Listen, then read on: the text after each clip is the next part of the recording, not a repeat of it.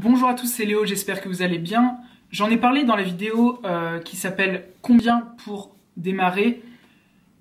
On va parler aujourd'hui du cash flow, comment gérer les flux monétaires lorsqu'on est en dropshipping.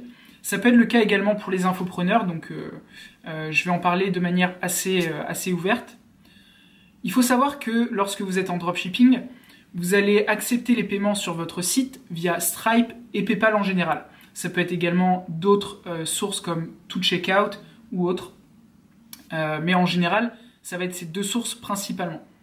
Comment est-ce que ça se passe? Les clients vont passer la commande, vous recevez l'argent sur PayPal ou sur Stripe et vous allez pouvoir le transférer ensuite sur votre compte bancaire.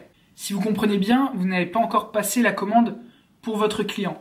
Et ça, vous allez devoir le faire de votre compte personnel.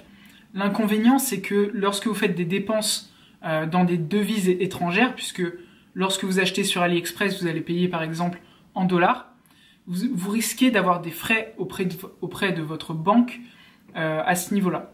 Donc nous, pour éviter ces frais, on est passé par Revolut, qui nous permet de passer les commandes dans une devise étrangère.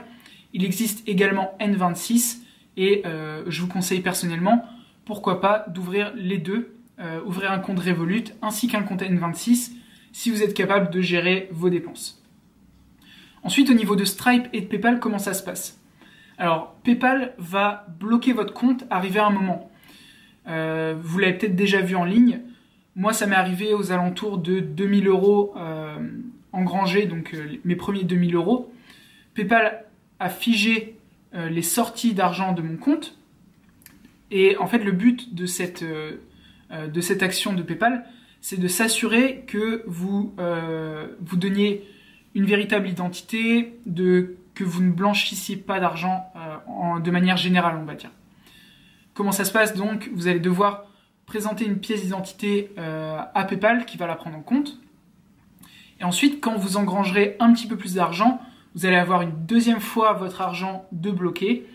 Donc ça peut être un problème pour pas mal de gens, puisqu'il faut avoir derrière le cash flow pour payer les commandes clients en continu. Et je sais que ça a posé problème pour pas mal de personnes. Donc assurez-vous d'avoir pas mal d'argent de côté. La raison pour laquelle PayPal bloque votre argent cette deuxième fois, c'est pour s'assurer qu'il n'y ait pas de retour sur vos commandes. Donc admettons que vous ayez engrangé par exemple 5000 €, ils vont bloquer les 5000 € au cas où vous ayez à les rembourser. Ce qui va se passer ensuite, c'est que sur les prochaines semaines, PayPal va vous demander d'uploader les informations de tracking donc à l'intérieur de PayPal pour le client. Donc ça, c'est quelque chose que je vous conseille de faire déjà de base. Il y a peu de personnes qui le font parce que ça peut être assez compliqué. Donc je vous conseille de regarder sur YouTube comment faire. Mais uploader à chaque fois vos informations de tracking dans PayPal, ça vous évitera d'avoir des problèmes avec vos clients. Ça vous évitera d'avoir des retours. Et également, la plupart du temps, ça vous évitera ou ça vous permettra de gagner vos litiges avec PayPal. Donc voilà. Au niveau de la gestion du cash flow, comme on vous l'a dit, nous on utilise Revolut ou N26. Ça vous permet de transférer directement de Stripe sur Revolut. Ça vous permet également de payer dans n'importe quelle devise. Et c'est un compte en ligne qui est facilement gérable, on va dire. Voilà pour la vidéo d'aujourd'hui. Encore une fois, c'était très court. Si vous n'êtes pas abonné à la chaîne, faites-le tout de suite juste en dessous. Je vous dis à la prochaine. C'était Léo. Ciao.